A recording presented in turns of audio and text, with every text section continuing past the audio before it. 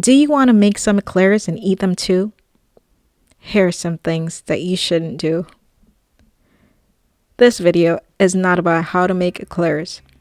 It's actually about how not to make them, and some mistakes to avoid if you do decide to make them. So after doing a lot of research and watching every single eclair video on YouTube, I decided to give the recipe a go. And let's just say, I failed miserably, many times.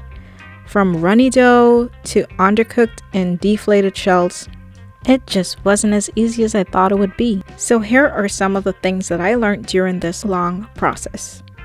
First things first, don't undercook the dough.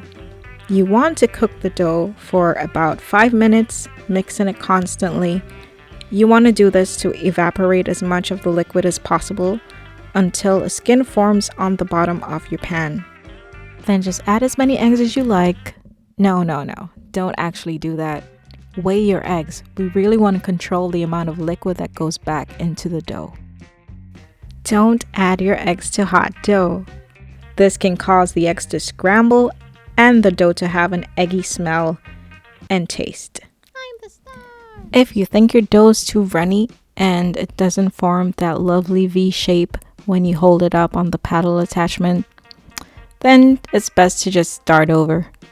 And hey, don't pipe that dough just yet. Let it sit on the counter for about an hour because it can get really exhausted and it probably won't turn out as good, so let it rest. I also tried working with a silicone mat and parchment paper, and I found that the difference between the two of them was very negligible, so either one will work perfectly. Don't do as I did and pipe the eclairs too close to each other. They're definitely gonna puff all the way up, so give them some space. Don't pipe your eclairs on the inside of your pan, but flip your pan over and pipe them on the outside of your pan.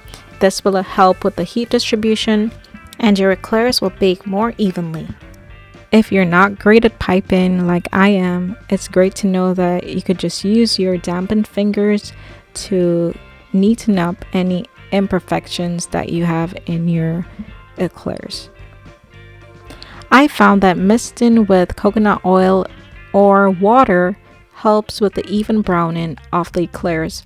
Also, sifting some powdered sugar on top just makes it so much better. My first batch of eclairs were golden brown. I was a little too excited to take them out of the oven, and as you guessed, they all deflated. Disappointed!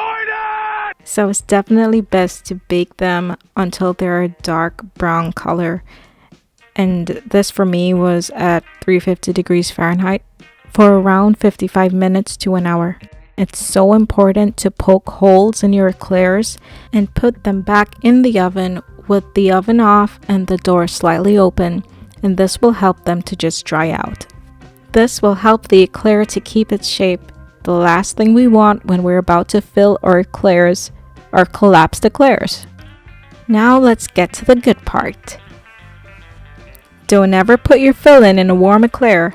Wait for it to cool and then you can add whatever filling you desire. Here I'm just using some diplomat cream. Don't you dare underfill those eclairs. Come on guys, who wants to bite into a half-filled eclair? Ain't nobody got time for that.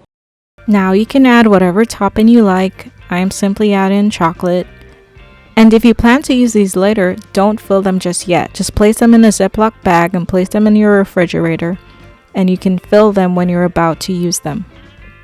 If you found this video helpful, please give it a thumbs up and subscribe for more videos like these. Thanks for watching.